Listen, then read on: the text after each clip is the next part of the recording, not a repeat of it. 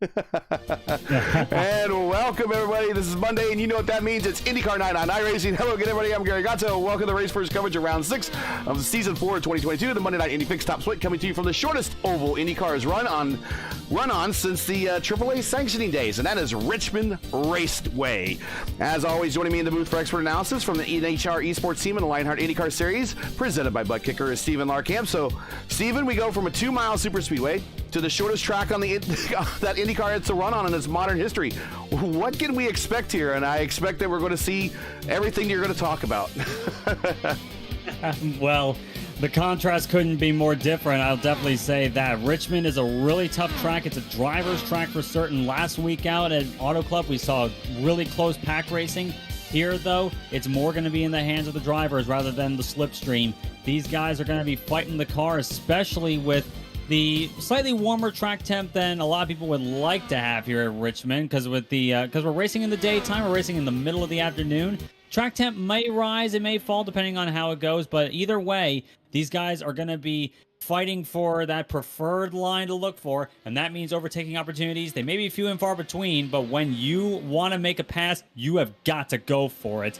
And that sort of thing can either end in tragedy or in triumph. And we'll see which one of them we'll see tonight for pretty much all these guys. And we got, of course, the usual heavy hitters out here tonight. They know that this is going to be a challenge in and of itself. 2 minutes, 6 seconds, 5 seconds now remaining in qualifying. Here are the IndyCar track records you need to know. IndyCar ran here from 01 to 09. It was supposed to return here in 2020, but it was canceled due to COVID. The IndyCar RL qualifying record set by Sam Hornish Jr. in 2005 with a speed of 176.244. We are not remotely close to that number. That is really surprising considering how many years difference we are with these cars. But the all-time winners here, Sam Hornish, of course, who has with the track record. He is tied here with Scott Dixon with 2 wins. Now, chances are high. If you start in the top 4 here, you will win, as 8 of the 9 races. 8 of the winners of the 9 races here in the IndyCar Series, they all started in the top 4, with the lone exception being Lionheart himself, Dan Weldon. He started 20th in his victory here. So stand by in the garage area. It's almost time to go racing. Got about a minute left, and for that, we'll almost look here at tonight's starting lineup very shortly. About a minute left. What are you seeing so far? Right now, Chris Wilhite taking the pole position. Very strong run so far. One of only 2 drivers in the 17.4s. The other one being, of course, guess who? It's Adriano Pinero. And then Franzoni and Cesar Manzanto, a guy that I don't normally see too much. He just got himself up to 4th place. And Alex Van de Sant, a regular in the Lionheart IndyCar Series and a guy who loves his short tracks. Oh, he is qualified in the top 5. Real quickly, let me flash the point situation up on the screen here. And the reason why is we will talk about it here very shortly. Mark Murphy is your leader. Chris Wilhite, P2. Pinero, P3. Very tight battle for the top 3 right now. Trey Shadid, 4th. And Noberto Martins, who normally we don't see here on the top split, at least on Monday, is P5. Reason why we're talking about that is our man Murphy is sporting a softball injury. He broke his hand playing softball, and he is going to rough it out with a bit of a hand cast. But that is all he has. He doesn't have any splints or anything, nothing like you saw during the real IndyCar season when Jimmy Johnson had one or anything like that. He is going to try to rough it out tonight with the better part of his hand wrapped up. So we'll keep our eyes on Mark Murphy, who is currently P8. But with that, let's go ahead. We got 2 laps here before we go green, which is actually nice because it allows a little extra time to get into this starting lineup. We got 20 cars here tonight, which is probably about a perfect number for this size track. But let's get into tonight's starting lineup here from Richmond Raceway. Chris Wilhite, one of those championship contenders, fighting with Mark Murphy for the title. He is on the pole position, that number 2 machine. Let's see if he can convert that. Of course, pole position is a good place to be at a track like Richmond, but alongside him, Adriano Pinero, there's no doubt he's not going to take that line down. He's going to give him a run for his money for sure. Rodrigo Franzoni, a very fast qualifier in his own right. He will start 3rd. Alongside him, Cesar Manzanto in the 15. Alex Van de Sant in the number 7. He, of course, will start 5th. Alongside him, my teammate in the Lionheart IndyCar Series, no less, that's Andrew Marquez in the number 5. Trey Shadid in the number 4. He will start 7th alongside the championship leader, and his teammate Mark Murphy will hopefully running in this race tonight will not exacerbate that injury he had. Matthew Mercer will start 9th in the number 9 machine, fittingly enough. Running at the top 10, the 18 of Bruno Romanzini. A good qualifying run for him. Frank Irwin Jr. and Stephen Lee will make up row 6, numbers 17 and 10. Aaron McQuarrie and Alexandre Ragon, who had to scramble to get back into the session after a connection failure, he will start 14th. Filipe Radicic in the 19 will start 15th place. Alongside him, Pedro Gomes in the 12. Zach Spritzer, the last of the drivers opposed to qualifying time in the number 11, will start 17th. And everyone down from there will be gridded based on their I rating. That will be Alan Morea in the 14, rounding out row 9. And the final row of the grid, Jeff Murray in the 16, and DL Lemon in the number 20. Yeah, take a look at that 17-4. We are actually doing, and later tonight, we have the Lionheart Speedway Series is actually going to be at Richmond here in the DW12s later tonight. We were doing 16s in the DW12. Wow, that just goes to show you kind of what's going on here. Yeah, I'm inclined to believe that may be more down to the setup than anything else. Yeah. I know these IR18s can go a lot quicker than that when having I'll say a proper setup underneath them here. The fixed series, it likes to throw curveballs at drivers, shall I say, and those curveballs often come at the expense of raw pace. Whether that is for the good of racing or for ill, I'll let you guys be the judge of that. But we got one more lap of pacing to go.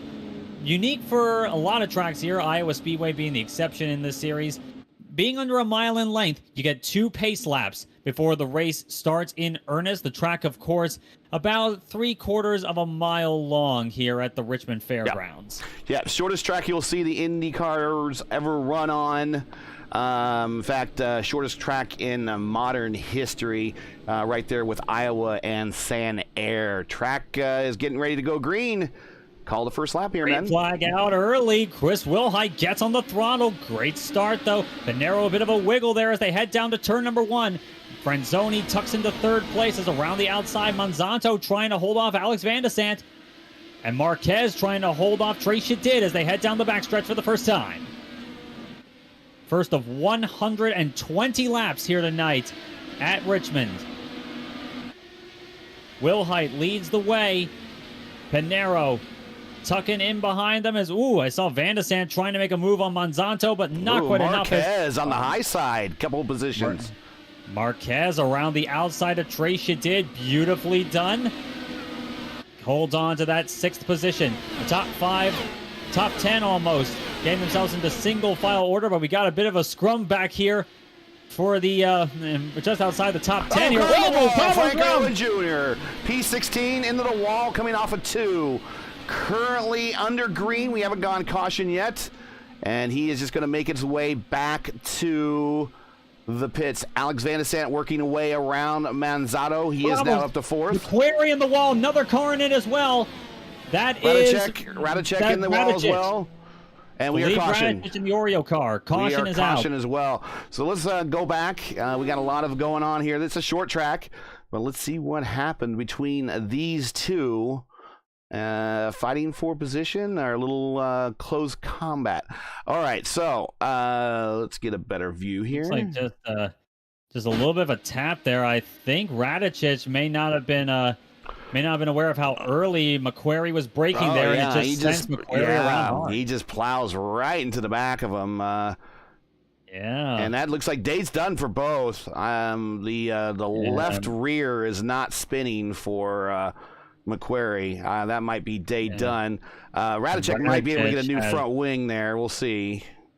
Radicic also seems to have suspension damage. He on has the left suspension damage. 19. That's a maybe wobbler. Worse than that. Gets himself down onto pit road. Sadly, that may be night done for 3 drivers already. Frank Irwin Jr., Aaron McQuarrie, and Filipe Radicic.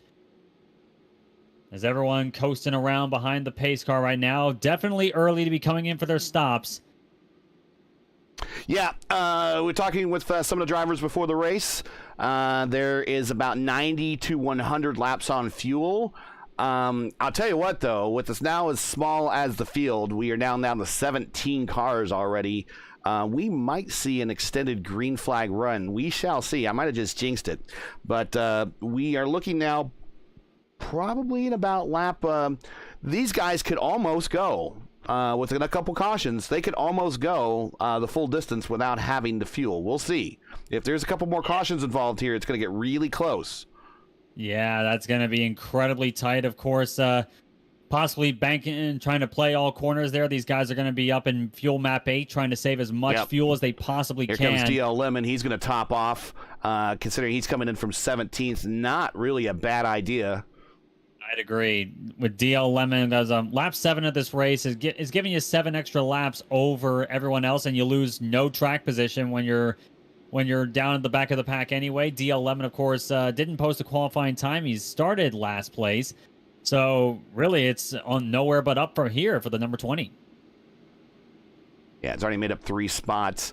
Going to top off the tank. I don't even think he put new tires on, which is probably a little bit early for that. If this was unlimited tires, hell, I would throw a new set on. But you only get 3 sets here in the fixed series.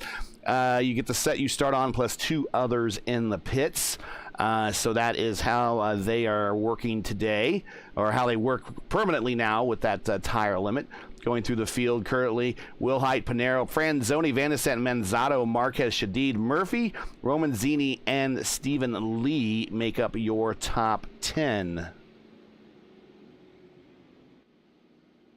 One guy I'm going to be keeping a close eye here on this restart. It's going to be Alex Van de Sant and then number 7. Van de Sant loves his short tracks. He loves Gateway. He loves Milwaukee. He seems to love Richmond. I would not be surprised if Van de Sant can overcome a kind of a meh qualifying by his standards and get himself up into this fight. He seems to love long runs on short tracks. If the race last week in the Lionheart Series in Milwaukee was any indication. So I would expect Van de Sant to make some moves and get himself up there. So a couple things already I'm noticing with Alex. Running lower than everyone else, saving fuel. Yes, he was using the high line. He has identified already that to me and a couple other folks that there's what he calls a grip strip up in that 3rd lane that really helps with these cars get a good run. Watch him as we do a restart here on the high side, getting ready to go green. Pace car now off the track. Field is under the command of Chris Wilhite, and here we go. Coming to lap 10 of 120, green flag in the air. Will Height with his foot down gets a good jump over Pinero. Pinero saw it coming, but look at Van de Sant all over the back of Franzoni in 1 and 2. Right there on the high side, right where I told you. And look at Pinero now. Pinero gets a run down the backstretch doing the same thing. Side-by-side stuff into turn number 3. Pinero trying to get the run there, but Will Height's going to have the momentum off the corner. He holds the position this time. Yep, I do not think the low side is really the side to go on, but with new tires, Pinero's making it work side by side. Opportunity for certain. It's going to be trickier later on in the going as Pinero once again trying to push it down to the low side. He's going to have the nose this time. Can he clear him in 1 and 2? Very close stuff there. But he clears him for now. Here comes Will Height once again back up on the top side. That grip strip up on the high line gives him a ton of momentum down the back straightaway. And it's the same thing he's trying to leverage in 3 and 4 as well. But Pinero kind of got a good run there. Still side pod to side pod. Will Height holding on to that top side there. That seems to be the preferred one. They've broken away a bit from Monsanto. The top 4 have. But Will Height once again with the launch. They seem to be holding on to this quite well, I would think. Very close that time of the line. 6 1,000ths of a second, no less. That cannot be good for Pinero to be staying down there. I would think not. Yeah, I would say these tires are probably going to be worn out a lot quicker. He might want to start thinking about preserving that, but he's not willing to give up now. He seems to be gambling on the idea that you clear him now, you can run the line you want. He clears him that time, and here comes Franzoni once again trying to stick his nose into this. But Pinero actually clears him, and now he can run whatever line he chooses as Alex Van de Sant behind him having to dive to the inside on Franzoni for 3rd.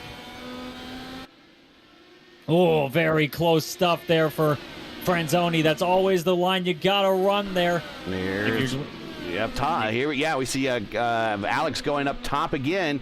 Gets to the draft, to the attenuator, cuts down low, down to the yellow line, side by side with Franzoni. Franzoni, you run out of room really quick coming off of 2. Oh, yeah, you do. It's one of the trickiest corners for a reason. Oh, caution's out. We're gone. Alex on, we're gone, in trouble. And yeah, that was just side-by-side stuff, but it looks to me like a single-car incident. He was alongside Bruno Romanzini, and he just lost it on his own. This is something that actually I experienced last night in a warm-up race for Lionheart.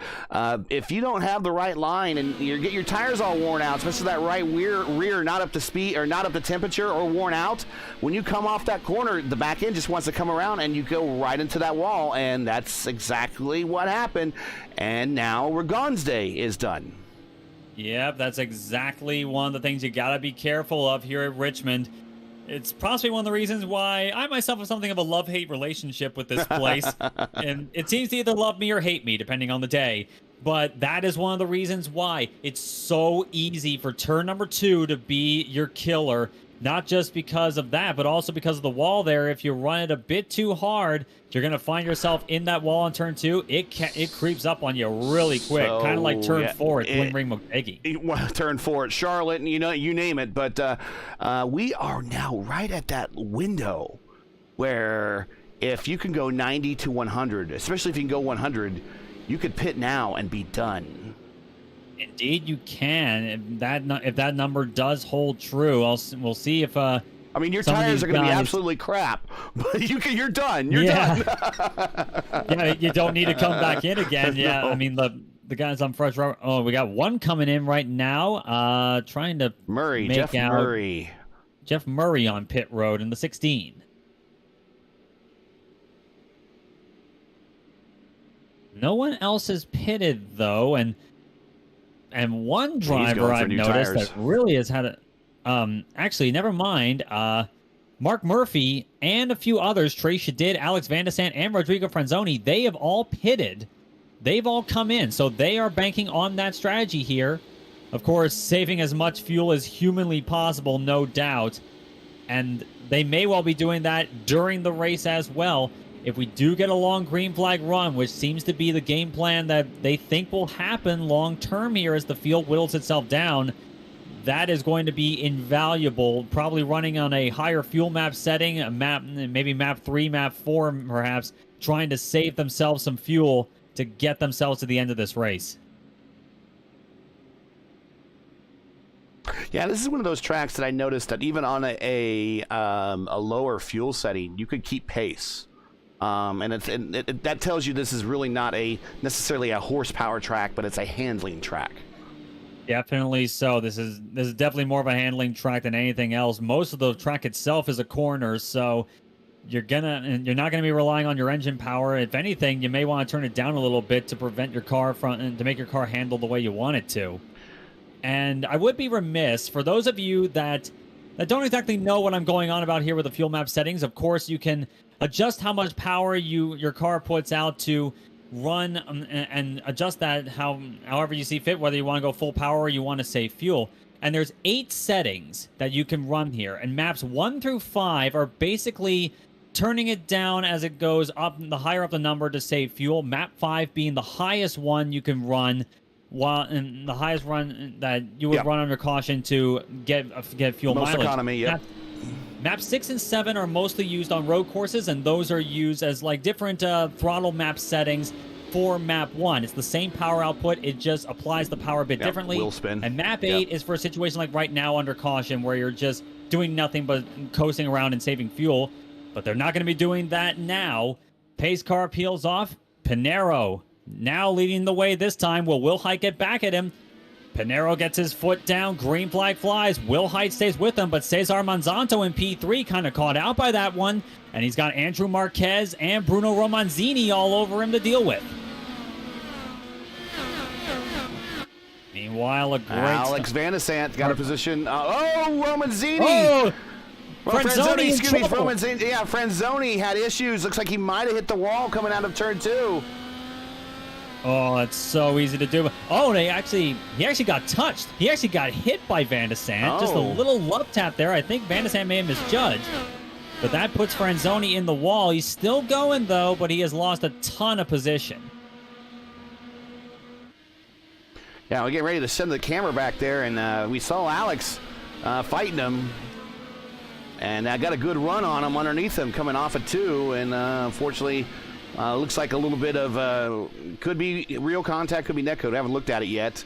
But that puts Alex in the number 7 up to 10th spot. Your top 10, Pinero, Wilhite, Manzato, Marquez, Romanzini. Sorry, Romanzini, I got him confused. Ooh, Romanzini, actually that was Morera getting close off of corner number 2.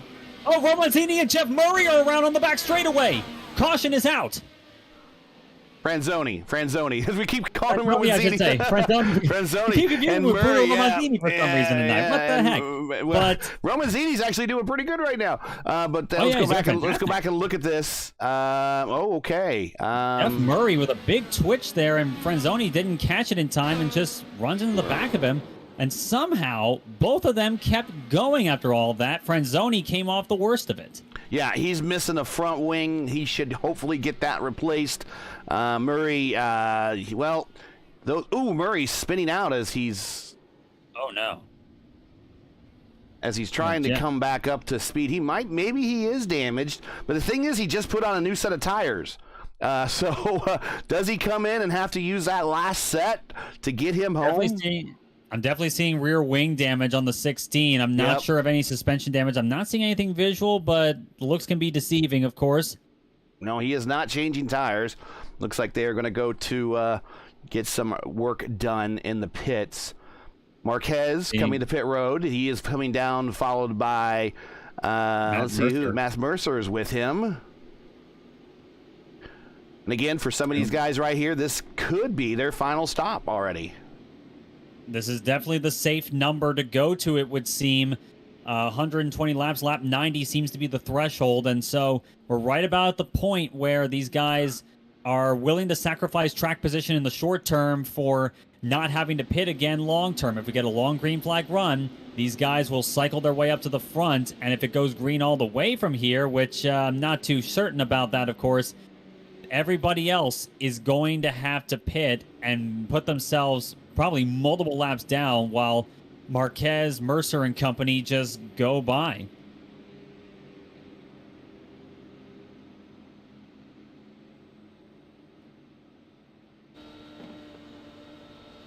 Several now on the front straight going low to try to preserve fuel there. That's Mark. Is that Mark Murphy's one of them? He's going below the white line, so... And Murphy all the way on the apron, no less. Not just down the low side in 1 and 2. He's trying to stay off as much distance as he can. Yeah, I mean, there's no rule that says you can't. I mean, it says you can't race down there, but there's no rule that you can't circulate down there under caution. True. You can definitely get away with it. And, of course, you can't race down there, but you don't exactly want to either. No. If you find yourself racing, trying to go into that corner at going to the corner at regular speed on the apron, you're going to have a bad time, as that guy from South Park would say. Yeah, there he goes. Back down low again. He's the only one I'm seeing down on the apron. He's really taking fuel mileage into consideration here tonight. Of course, that's also turning the wheel a lot less for him. That could be an and issue. Of course, with his injury, that's something else to consider for him, too. And I'm starting to see some other cars trying to circulate down low. There's Alex down low as well. The I'm 11 just hoping down that low. Murphy's not in pain driving that car. Yeah. I mean, if he's driving tonight, it's probably not excruciating, but I'm sure it hurts.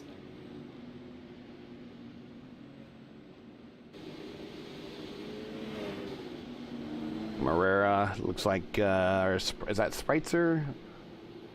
DL Lemon also making pit road again. Yeah, Spreitzer making pit road again. Yeah. Yeah, just coming in at the last possible moment. The lights are out on the pace car. They are going to take the green.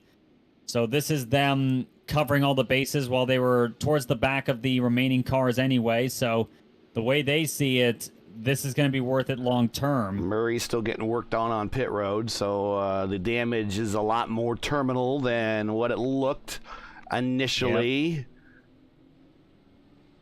Meanwhile, we're about to go back to green again. Lap 33, we're going to be beginning. Pinero once again on it. Green flag flies. Will Height not quite as close to him as last time. And Cesar Monsanto in P3 left in the dust as Bruno Romanzini and Stephen Lee are now going to be looking to close the gap. And Stephen Lee coming very close to Romanzini in that battle for P4 right now. Meanwhile, behind him, Alan Morea and Alex Van de Sant for 7th. Morea all over the gearbox. Oh, almost contact there between Van de Sant and Morea. Very close stuff. And I think Alex Van de Sant just heard over the radio saying to Alan Morea, this is not Daytona. No, it is not.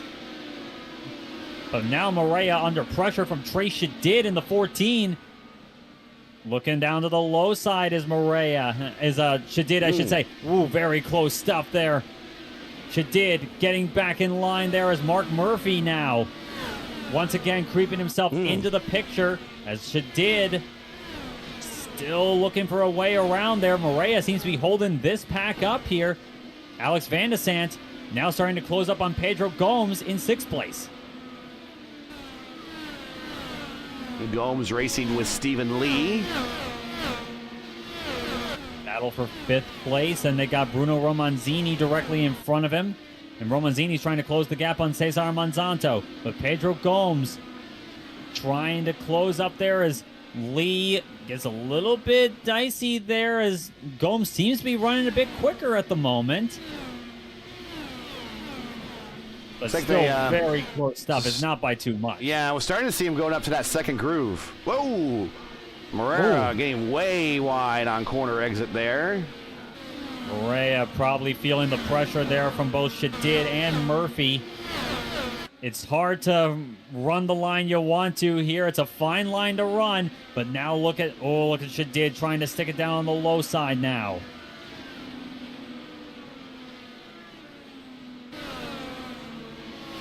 Morea all the way up on the high line. Oh, I think he may have put the wall there.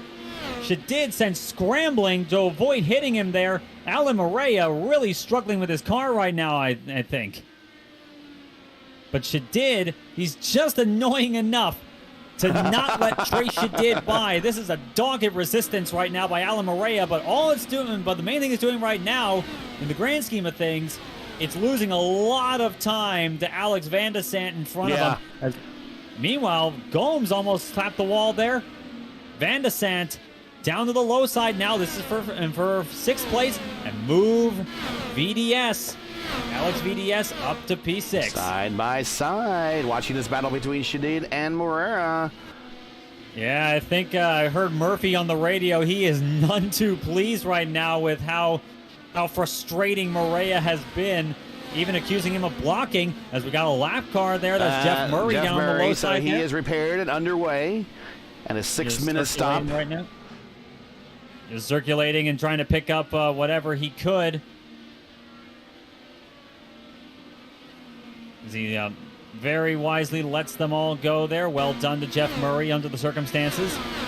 But Morea really putting up a dogged or annoying resistance, depending on your viewpoint. Shadid gets that run off the corner there, but it's not enough to actually get up alongside him until turn number 3. And Morea has been using 3 and 4 to his advantage there. Ooh, still side by side right now. Shadid is... Oh, he must be getting really frustrated at this. And to say nothing of Mark Murphy and Andrew Marquez behind him. There he goes. He pushes way high this time. Side by side, each wheel to wheel coming off the corner. And, well, that grip strip up high, I told you, it's a thing. And now Murphy, I think, has maybe had enough and said, I'm gotta go on my own now. Yeah, like he may be talking with Trace on his Discord or TeamSpeak server, whatever they use. And they'll... trying to work to find their way around this. Maybe he'll let Mark Murphy go. We'll see what happens. But Morea really holding them up right now. As now Alex Van de Sande, I'll note, he is closed right quickly on Stephen Lee for 5th place. Van de Sande really showing that pace. Almost some contact between Shadid and Moreira there on corner exit of 4.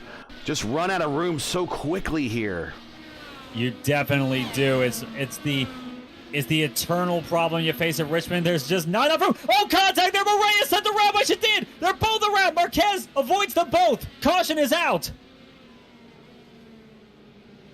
That was a dogged resistance by Moreira, but Shadid just ran out of room fighting alongside him there. I think it was a racing incident, but I think Shadid may have been getting a bit antsy right there, and Murphy came really close to contact as well. Let's get a different TV view here. Watch this. Yeah, Moreira really kind of came down on him a little bit. Let's go back and... Definitely had room to work with there. I'm just not sure if he realized that Shadid had the run that he had and was as close as he was. But now the leaders are coming on pit road. Pinero, Wilhite, Monsanto, Romanzini, Lee, Van de Sande is staying out. And move Mark Murphy and Andrew Marquez. Yeah. Moreira really came into him. He kind of came down on him. Yeah, he did.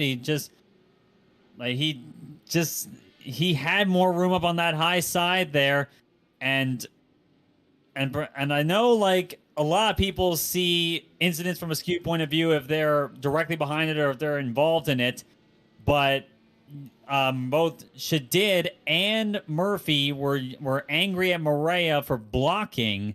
That may well be one of those moments where, yeah, you could argue that. Well, those on that alternate strategy stayed out. That turns the lead over to Alex Van de Sande and Mark Murphy, now up to P2. Andrew Marquez, who was a interested bystander in that battle that we just witnessed there as well. He slipped through. He is up to P3. Matthew Mercer now up to P4. We have Zach Spreitzer up to 5th. DL Lemon up to 6th. And then again, this is guys holding track position. Pinero with new tires. He is in 7th. Chris Wilhite 8th. Manzato 9th. Bruno Romanzini 10th. Stephen Lee 11th. Pedro Gomez 12th. Moreira now 13th. Trey Shadid 14th. And I believe they can still race. And Murray, unfortunately, is many laps down, but still making time in 15th. Yeah, fortunately for both Moreira and Shadid, it seems like not too much damage. They got their wings replaced, and hopefully any suspension damage for them is minor right now. But there's definitely some frustration as I'm seeing Moreira coming on the pit road once more, and same with Shadid. We'll see how their cars are feeling right now. Visually, they look okay. Yeah, it seems to be tracking right. We on the in-car for Moreira. Yeah, we'll see as they come once again onto pit road. Shadid looks like he's tracking right as well.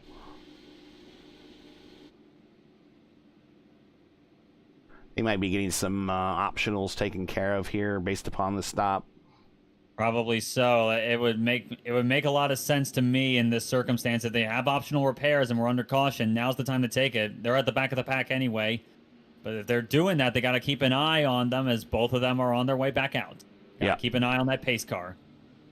And that's one of the advantages, I'll argue, where a human spotter really plays an advantage, because the human spotter can keep an eye on the pace car and be more precise so you can get as much damage fixed as possible and still stay on the lead lap here. It's something I would do for my friends as well. I'd spot for my teammates when I'm not racing and give them heads up on where the pace car is so they can maximize how much damage they can repair.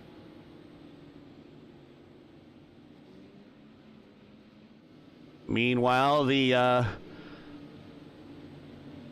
race first crew in the infield is getting my car ready. Yeah. Pace car feeling off, though. We're back underway. Van de Sande leading the way this time. Green flag in the air. Mark Murphy staying fairly close, though, but Marquez is definitely closer as they head into 1 and 2. And here comes Adriano Pinero up on the high side. He clears Chris Wilhite. Woo, very close stuff there. He clears Zach Spreitzer. Forceful move there. But Pinero now on the charge. There is no doubt that Pinero will be a factor later on in the going. Yes. So Wilhite, and Wilhite wants that position now. Wilhite tried to make a diving move into turn number 1. Not quite enough. But look at Wilhite now. Got a good run there. Pinero trying to use that high line there. Just trying to avoid the slipstream of Matthew Mercer, giving him arrow push in 1 and 2. But Pinero using that grip strip now. Trying to get the launch off the corner. Meanwhile, I'm looking behind him. Bruno Romanzini and Cesar Monsanto. Side-by-side stuff. This is for 8th place. And Zach Spreitzer now finding himself in the battle for 7th. Like Mercer, I think, kind of let those guys go. And that was probably a good move, all things considered. His tires had 29 laps on them versus these guys, only the 7 that we've gone green. 59 of 120. Hey, just halfway mark. Yeah, we're just there. Right now, according to YouTube Analytics, 41% of you are now not subscribers that are watching this. We've really improved that number. We want to thank you very much. But for the remainder of you, let's change that right now. Help us on our drive to 1,000 subscribers. If you enjoy Race First coverage of the Monday Night Indy Fix Top Split and you respect the weekly stream, please do us a solid. Make sure you're supporting us by subscribing. We have just over 40 subscribers to go to get to the magical 1,000 mark. So please help us by hitting that subscribe button right now. We cannot get there without you. And while you're at it, don't forget to smash like and click the bell so you don't miss out on future Race First iRacing broadcasts. Well, if you're just joining us, this is Race First coverage of the Monday Night Indy Fix Top Split coming to you from Richmond Raceway, where we are just at the halfway point here of our event. 61 laps of 120. Alex Van de Sant is your leader by virtue of staying out here. And we're going to see how long he could possibly lead under green. He's good to go to the finish, probably on fuel. But how long will those tires last? That's the big question mark, and already the first of the top 3 to worry about that question is Andrew Marquez. He is under pressure right now by Adriano Pinero, who's on the fresher rubber by comparison. Pinero looking up to the high side there, trying to get that launch off the corner we've seen before. Here he comes. He's having a look to the inside of the number 5. Still side-by-side stuff. I think Marquez trying to fight back up on the high side. Not quite enough, though. Pinero does clear him up to P4, and now Chris Wilhite looking to take a stab at it. Down to the low side he goes, but Marquez up on the high line. He'll try and get the launch. Not quite as much as Wilhite, though. Still wheel to wheel right now. Wilhite had to look down low and saw some smoke there, actually. Yeah, that's what I was. As Mark Murphy now under pressure from Pinero. Well, riding on board with Alex Van de Sant, he is using the gearbox a lot. He is down to 3rd gear through 3 and 4 on the main straight, up to 4th. He's going to hit 5th maybe. Yep, 5th at the end of the straight, down the 4th, down the 3rd, down to the yellow line. He is really using that gearbox. Yeah, the short gear ratios you got to run here at Richmond. Not only is it a really short track, but the straightaways aren't as long, so you're really banking on acceleration if you're really going for it. And that's what Van de Sant is using right now. These lower gear ratios are giving him really good launch and good momentum off the corner. If he was running higher gears, it would feel like it was just dragging you down. Yeah, he is leading by 3 seconds now over Pinero, who's made his way around all that older tire traffic. Mark Murphy now under pressure from Chris Wilhite. This is for 3rd spot right now. I tell you what, if they finish where they are today, right now, this is a championship drive for Mark Murphy, right here. Yeah, this is a very good drive right now. Murphy fighting a broken hand, no less, and sitting in 3rd place, holding off Chris Wilhite. This guy, he's the championship leader, he's the defending series champion, and he's showing us why that is. This guy is a dogged fighter. He's a smart driver as well, and you may think that someone driving with a broken hand isn't exactly smart, but I call it a calculated risk on his part. I'll be generous on that. And he'll be joining me in the booth here in 3 weeks when we're to cover for the National Racing Network You can find them on YouTube at youtube.com/National Racing Network. We'll be covering for them on a couple races that their normal crew cannot make due to conflicts, and we'll be covering, me and Mark will be doing their ESRA IndyCar Series race at the Chicago Meme Street Course. So we're going to have a fun time watching the ESRA guys navigate the Chicago Street Course, but he will get his broadcast debut here in about 3 weeks. So be looking for that on NRN. At least we acknowledge that track is a meme, because it is an absolute meme race. And I was telling my network partner on Saturday, Nick Sudik, when we did the Indy Open strength of field race. I believe that's going to be, I think, my 4th race that I broadcasted of the Chicago Street Course. And Mark Murphy just disappeared, and he's back. Okay, good. But that'll be like either my 3rd or 4th. I think it's the most out of all anybody that's done broadcasting of IndyCar races on iRacing that have done the Chicago Street Race. So this will be again. Quite another meme race. All of them have been quite exciting that I've been part of. High attrition and definitely some surprise finishes. It really makes me wonder, since the Chicago Street Circuit, it seems like the meme that went too far, because NASCAR is going to be racing there next year. So it makes me wonder if the real life race is going to be as much of a meme as it is. But then again, with NASCAR being the meme that it is, frankly, right now, it wouldn't shock me. Pinero down to 2.1, reeling in Alex Van Ascent with the older tires. Pinero's worked his way around Spreitzer. And now he has nobody but himself and clean air between him and Alex. Alex is looking at the backside of DL Lemon here in the Bitcoin car. These two are not fans of one another. DL lets him go by.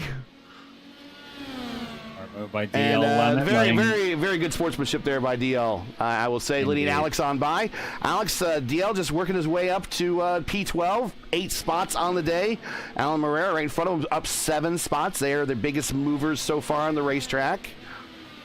Ray is especially interesting, considering that Moreira was involved in probably the biggest accident of the night, and he's still running in P11 right now. It's showing just how much Richmond can be brutal on you, because so many drivers have been taken out by incidents tonight. It's definitely been a race of attrition, but Richmond doesn't play around with that. It really doesn't play around with mistakes. Jeff Murray making up a position on the racetrack. Pedro Gomes is out of the race, and he has now worked his way around Pedro Gomes in the standings up to 14th, so persistence is paying off here for the green Uber Eats machine. Jeff Murray moving himself up there. I'm not sure what happened to Pedro Gomes, but he seems like he was on pit road for quite a while. Meanwhile, the gap I'm seeing between Pinero and Van Ascent is down to 2 seconds right now, as Pinero got by DL Lemon. Mark is having connection issues, and the last thing I want to see him do is all of a sudden fall to packet loss, because that would be a huge waste. Yeah, that'd just be utterly heartbreaking, as Murphy holding on to P4 right now, but right behind him, I'm looking at Andrew Marquez. He is closing up that bit by little bit. This is actually, let's go back a little bit further in the field. This is one of the closest battles on the racetrack, but this battle between Mercer and Moreira also is tightened up. Actually, I think Moreira has gotten around Mercer and moved himself up to 10th. But let's get back to that battle with Marquez and Murphy. This is, I think, the closest battle on the racetrack now. 2 tenths separating these two. Battle for 4th. Murphy, same tire situation that Marquez was. They came in on the same lap. They were one of the alternate tire guys that came in early and waited for everyone else to pit. It's helped them so far for track position, but I think Murphy is struggling right now on them, or maybe his injury is playing up a little bit. But Marquez all over the back of him. Of course, a regular in the IndyCar Road Series. He's used to both of them. Used to open sets, of course. Makes an appearance in the Indy Fix Series on occasion. And, of course, he is my teammate in the Lionheart IndyCar Series, running that, I may be a bit biased on this one, but frankly, beautiful white and white with red stripes, Alpine Tech HR livery. There's Indy Open, I believe, is at New Hampshire this week. I hope no, that's Phillip Island. Phillip Island this week. Yeah, and Marquez said himself he was going to be racing there as well because the Lionheart Series races at Phillip Island. And of course, but that track down under is not exactly one Marquez has raced on very often, so it's a good way to get himself some practice on the sole visit in the Lionheart Series to the land down under. He is dogging Murphy at the moment, getting good run off of corner number 3, getting way low, right, getting his left tires right on the yellow line. He's up a little bit higher this time. Yeah, you can see the difference in the lines they're running right now as we watch them heading into 1 and 2. We don't want to watch this battle too much longer, actually, because quickly we have something brewing for the lead as Pinero now has it under a second as he's trying to pursue Alex Van de Sant. Yeah, Van de Sant, of course, on older tires than Pinero has. And they were pretty even the last time around, but Pinero did have to work around the now lap car of Matthew Mercer. So that is the top 10 are the only ones left on the lead lap as it stands. We're working lap 91 here of 120, but it is getting closer and closer and closer. Pinero was a 10th quicker that last lap, and you can pretty much see it right now. You can see how much more grip Pinero has. Caution is out. Trying to pick out who it is. There's a car spun around on the back straightaway. Is it Jeff Murray, I wonder? We'll see. Murray and DL Lemon. Actually, Murray and DL Lemon is the car that was around there. And it was contact between them coming off of turn 2. Little net code. A little, but it was looking like it was going to be contact regardless. Yeah. Yeah, like I could see Murray drifting up there or Lemon coming down into him. I think Lemon came down into him a little bit. Yeah, again, I'm not sure why they were racing each other necessarily that hard. Murray being 16 laps down, Lemon being 2 laps down. That should have just been okay, you're the faster car, go right ahead. But contact nevertheless. So, interesting. That's going to bring Van de Sant down pit road. It's going to bring Pinero down pit road. So, everybody coming in, and they're going for that last set of freshies. Yeah, that probably would be what I would expect. Some of these guys will be coming in for fresh rubber. The pace does drop off as it goes on. Yep, there it is. Yeah, Van de Sant and Pinero coming down. Yeah, Van de Sant, Pinero, Wilhite making their exits. Murphy 4th, Marquez 5th. Bruno Maranzini 6th, Lee 7th, Manzato 8th, Morera 9th. And Trace Shadid, he is, I don't think he's exited pit road yet. 9, Murray is 10 right now. Yeah, Shadid goes down to 10th, but looks like Trace was taking a little bit more of a leisurely type of approach on pit road. I mean, if you're the last car on the lead lap, go ahead and take a little bit longer sip of your drink. Indeed. There's you may as well at that point.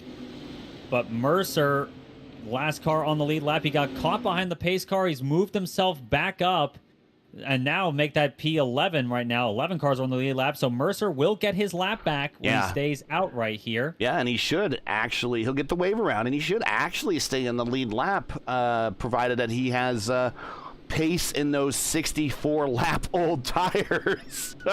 Yeah.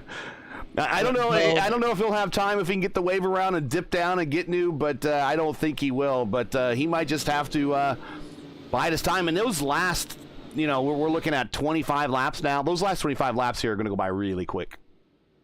Yeah, and for Mercer's case, given that usually they send him around on 1 lap to go, yeah, he won't have time to come in for tires. But the game plan he'll have here is basically a wait-and-see approach. And we'll see if he can pick up some spots by attrition. Maybe another caution will come out. He'll put on fresh rubber at the end if he has any left.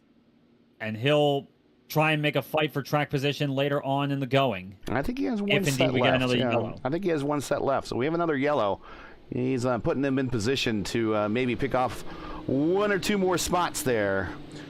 Currently your leader, Alex Van de Sant, and the Team Power Slide ride. Right behind him is the Corinthian-bred King team leader of Adriano Pinero in P2. IAR in P3. Mark Murphy in P4. Andrew Marquez in that NHR Esports car there in P5. Romanzini P6, Stephen Lee P7, Manzato P8, Marrera 9, and Shadid in 10th. 10 cars, now 11 cars on the lead lap as Mercer gets the wave around.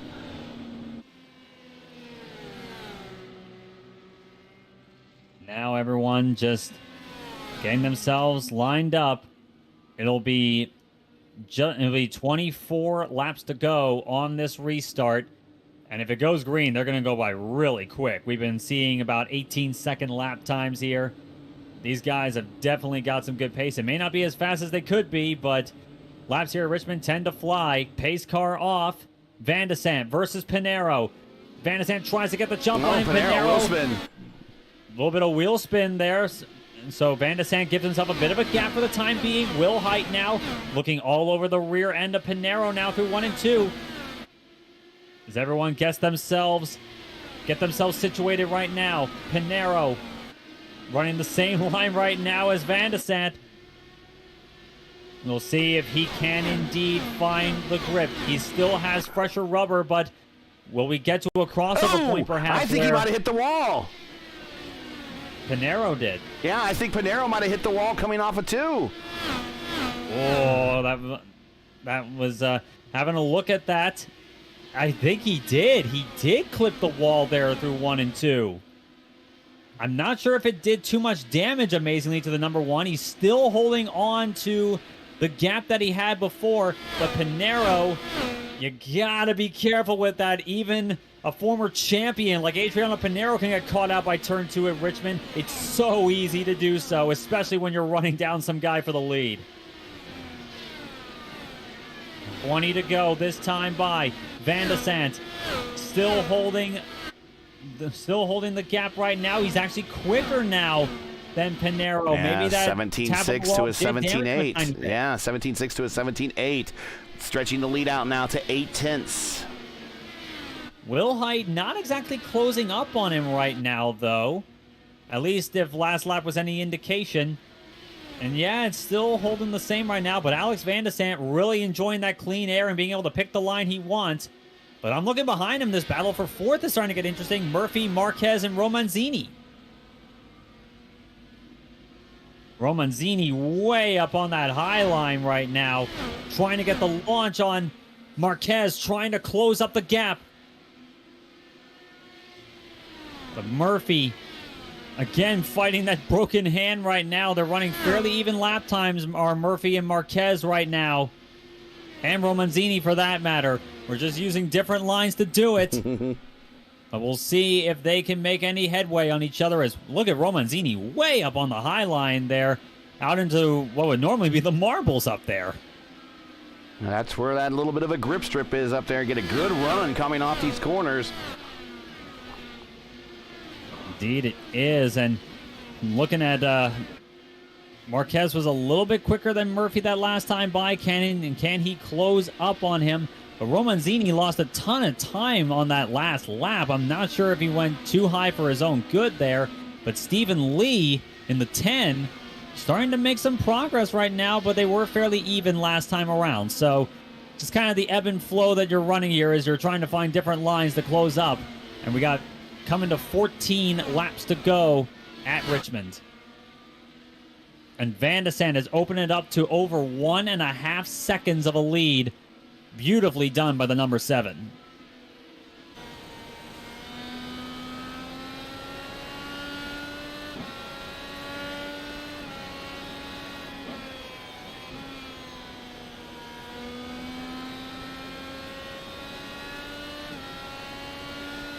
As everyone's starting to get themselves a fairly spread out field right now as things stand.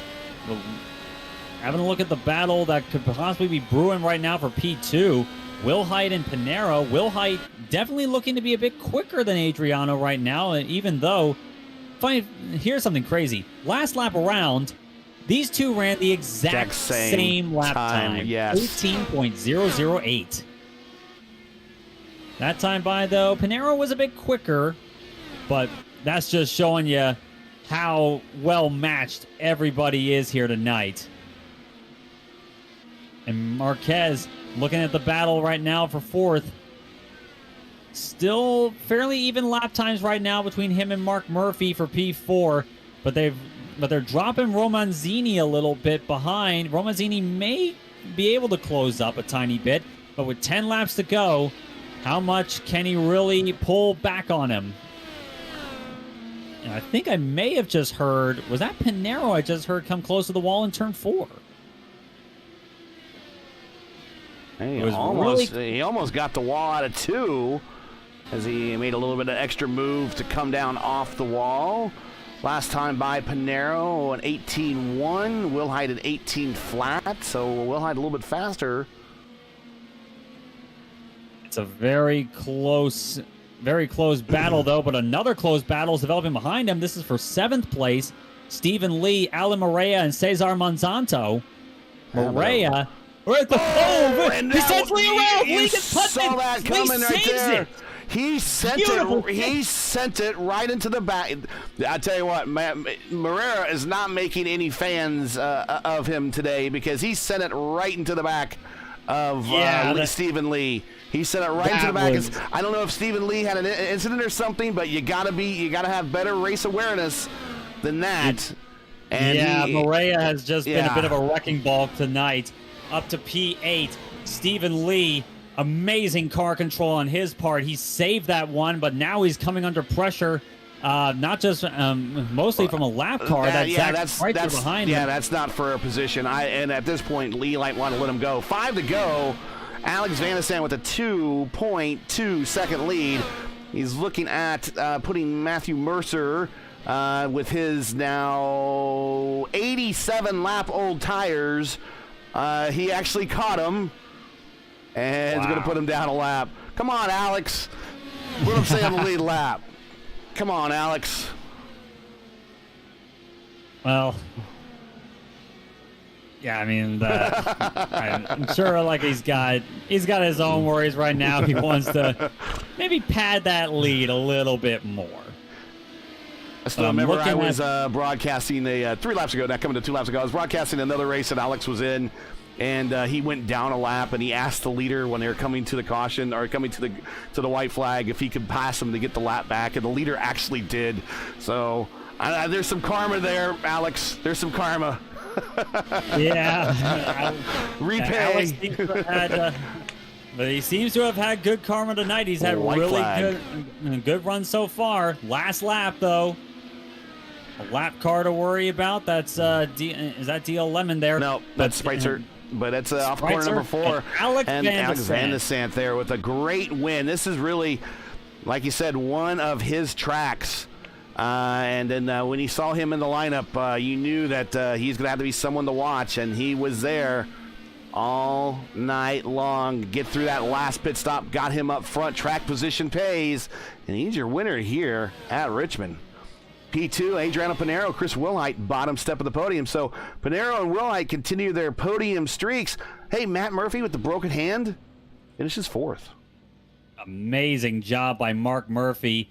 But Alex Van de Sande, the guy who literally has a text chat for that literally has a quick text that says one of Murray Walker's greatest lines, "I'm going for first." He did go for first, and he got it tonight. Well done, Alex VDS. And let's take a look at tonight's final race classifications here from Richmond. Alex Van de Sande, your winner. Adrian Pinero, P2. Chris Wilhite, P3. Mark Murphy, P4. Andrew Marquez, great run for him. He finishes in the top 5. Your top 10, Bruno Ramonzini. 3 or 4 times we inadvertently called him in the wall tonight. He finishes a very strong 6th spot. Cesar Manzano quietly all in the top 10 all day long. In the 7th, Moreira, not making friends, but works his way up to an 8th place finish. Tracer to 9th. Stephen Lee, 10th. Matt Mercer, almost on the lead lap. 11th. Spritzer, Lemon, Murray, and Gomes, your top 15. Rounding out the remainder of the field, Franzoni, Ragon. This is going to be one of those races they're probably going to drop here in the championships. Radicek, McQuarrie, and Irwin Jr., your first 3 out. 20-car field here tonight for the Monday Night Indy Picks Top Split.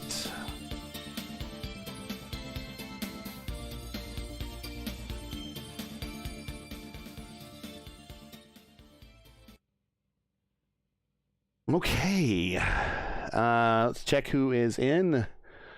I see Will Height and Vandetam. All right, so let's get Will Height here, P3, and we'll have him tell us how hard it was to pass here. Yeah. Hey, Chris, we got you here. Congratulations, P3, another podium for you, man. So you're just really continuing that streak at podium finishes, keeping you up there in the points. But, man, how hard was it to pass out there? Yeah, clean air was king for sure. Even when we got the, Adriano and I were on a different tire strategy than some of those guys, and even with the fresher tires, it was hard. I mean, we eventually worked our way around them, but even with that, tough to pass, and it's just the nature of this track. That's okay. But yeah, hard fought night, and we'll take a P3. Good, Steven. Yeah, and it really was a tough. Really was tough trying to work your way through that, and trying to think of a game plan through the caution seems to have been the way to really figure things out here. So the strategy was kind of thrown out of whack, it would seem, by a lot of cautions happening. Some guys think they were going to stretch it long on fuel. Did you kind of have your strategy in mind going into the race, or was it kind of on the fly? I definitely did. And Alex ended up making the right call. So the way we were thinking about it was, even with that early pit stop, they would have been able to make it on fuel just because we had a few more caution laps. What we were doing was we were trying to wait a little bit deeper into the race because when we were out here testing, I mean, the tires did fall off, and fresh tires do mean something. So my thinking was, all right, let's try to stretch this, try to do about a third, and a third was kind of what we were going to try to do. And what we pitted about lap 50, so it kind of worked. But you know what, Alex made the right call. It just ended up that track position was just a little bit more important than tires. And that's part of the strategy calls you make here, and he won the race with it. Yeah, and it really, and yeah, it really was. It really did seem to be the case that clean air really was the winner right here, but. It seemed like when you were battling with Adriano, it was hard to really hold him back here. He was really working that low line very well, but not a lot of people ran it. So why do you think that was? Yeah, that was interesting. I think it was maybe our second restart there. I just got a little conservative out of 2. He got a run on me. And then I actually thought, based on what we saw in practice, I thought I may be able to hold him off, right? Because you can kind of pinch the guy down there a little bit. And he almost cleared me once, but I got back there, so we were just fighting and fighting and fighting. He eventually got me. But yeah, I feel like the low line was definitely the quick way around, but you could defend on the high line for sure.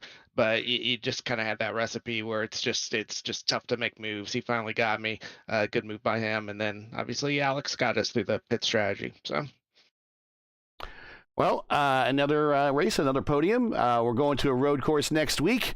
Shout outs, anybody want to say hi to before we let you go? Yeah, just a shout out to Alex and Adriano, both. Great race. Good job there. Shout out to Indy Alliance Racing, as always. I appreciate what those guys do for me, and they're great guys to work for. And I appreciate Gary and Steven, you guys there. I appreciate what you do. Look forward to watching it back, and we'll see you next week. Enjoy the week, and we'll see you next week. Sounds good. Thanks, guys. All right, we'll bring up Alex here. Alex making a cameo appearance here in the Fixed Series. I think you knew when you saw Richmond on the schedule you were going to be here anyways. This is one of your signature tracks. Tell us about your day. It looks like track position was everything.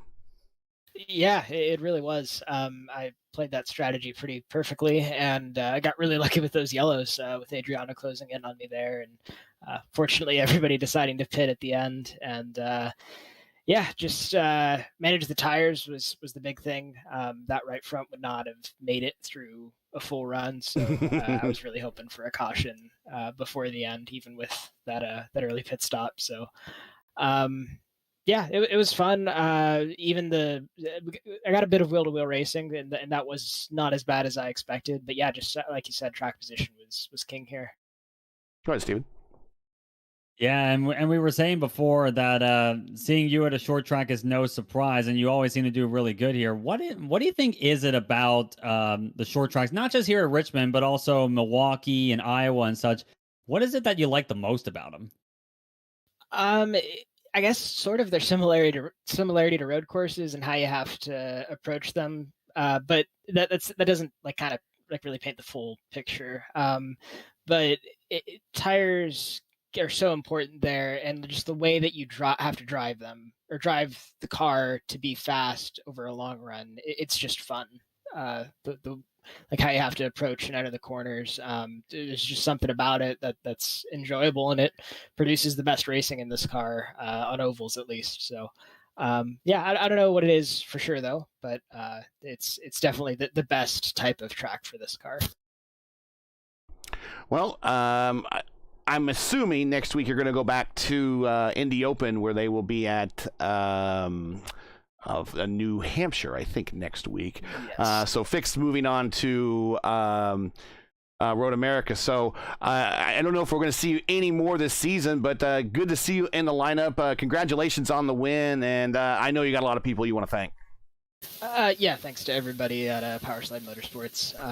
We're usually running in the Open Series, but we got a bit more flexibility this season with the multiple SOFs there. So, yeah, I figured I'd make an appearance here. So thanks to you guys for continuing the Monday broadcasts. All right, you got it. Well, congratulations. Congratulations back on the when the Open Series kicks off, and of course in Lionheart. And we'll catch you at the next race. Yep, thanks, guys. All right, now I see Mark Murphy down there, and let's go ahead and bring him on up real quick. I don't have a lot of time because I got to get going here soon for Lionheart, but I do want to hear about here, Mark. We're gonna bring you up real quick. Just want to ask, how is the hand? And I mean, that was quite the drive, hand and all, up 4 spots to finish 4th. Yeah, Gary, Steven, it's already on ice. I tell you what, that about halfway it started to hurt, and about 30 laps ago I radioed Trace and told him I didn't think I could hang on. And Andrew is just such a good driver, and he took care of me a couple of times because I was hurting. But thanks to Dr. Galanis and her staff, they got me taped up and ready to go. And thank Natalie for helping me out. And we didn't. A 4th is better than taking a week off. So hats off, and thanks to everybody who helped me. Well, for sure. And next week, I don't know if I'll make it your drop week or not with being out at Road America or whatnot. Might not sound like a bad idea to go ahead and rest that hand for an extra week. But congrats, man, on nearly getting on the podium. If Alex didn't make his little cameo appearance here, you've been on the podium. But Alex showed up nevertheless, but still a 4th, top 5, all things considered, pretty darn good. So hopefully, maybe we'll see you at Road America, but certainly get your rest, and we'll see you at the race after. Yeah, you won't see me at Road America. I can barely press the downshift pedal. So, it's I won't be at Road America. I'll be watching. Thanks to all the medical staff that made this possible, and thanks to my friends at Black Magic, and thanks to you, Gary, and Steven, and Matt, and everybody that makes this possible. I appreciate you guys. Meds and sleep. There you go. Yeah, take it easy, bud. Yes, sir, guys. Y'all have a good one. You hear? Yeah, you too. Well, I wanted to get him up here just briefly to talk about that experience. I imagine he probably feels bittersweet, pretty good, but hurting nevertheless. So next week is Road America, but before we get there, let's final thoughts on what we had here at Richmond. Go, Stephen Larkamp. Well, no one ever accused Richmond of being an easy track to master. It's very difficult. It can catch out even the best, and that's what we saw tonight. Some of the best drivers in the series were caught out by just the close confines of the place. And again, we kind of have this crazy contrast we see from close quarters short track racing at Richmond to the 4-mile road course at Road America. and these guys have got set up for a whole other new challenge. It really shows why I think IndyCar racing is one of the best on the iRacing service right now. The diversity of the tracks they run and the skill set of the drivers that they need to have in order to succeed, and really just the patience with yourself, the patience with the car, the patience with the people around you. It's the stuff you need to succeed in this series. And Road America, I think, of course, I'm kind of biased towards road courses. Road America, I think, is going to be a lot of fun to drive and to race. Hey, real life, they're repaving the place, so maybe we see a rescan in the future. So we'll do an abbreviated closing here because I have got to get going. So that's it for tonight. Once again, your podium from Richmond is Alex Vanison, my former teammate on the Race First team there, now driving for Powerslide Racing. He gets the win in a cameo appearance. Adriano Pinero maintaining his top 3 points position, finishes second. Chris Wallach, another podium, finishes third. Join Steven and myself again next week, and maybe Justin, I'm not sure. We'll see. For round 7 of the Monday Night Indy Top Split of season 4 of 22, when we go from a super speedway to a short track to our lone road course of the season. Road America coverage, as always, begins around 8:15 p.m. Eastern Time. That's 8:15 p.m. Eastern. And you can find everything right here on YouTube at youtube.com/racefirst. So first thing you know, these races are hard and could take time and money to produce. Hey, go ahead and donate, would you? We really would appreciate that. And of course, you know all about the YouTube algorithm game. I talk about it every week. And in order to feed that monster, you need to give that monster thumbs. And so plenty of thumbs up, folks. That will help other IndyCar fans, other iRacing fans find our broadcasts and be able to watch them with you as well. Hey, and also subscribe. We need those subscribers right now. Let's get that off the screen. I want that one. I want this one. I want to subscribe. Change that red button to gray. Click the bell for weekly reminders. Don't forget, we cover FIS here on Tuesdays, and we cover the Strength of Field Indy Open on Saturdays, and coming here soon will be the Revolution Indy League's Schaefer IndyCar Series on Wednesdays. All that right here on Race First. And don't forget Race First coverage of the Indy Open Strength of Field races, sponsored by Team Watson Racing Setups.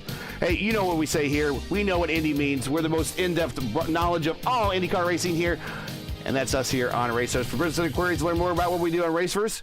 You know what they follow us on racefirst.com, like us on Facebook, follow us on Twitter.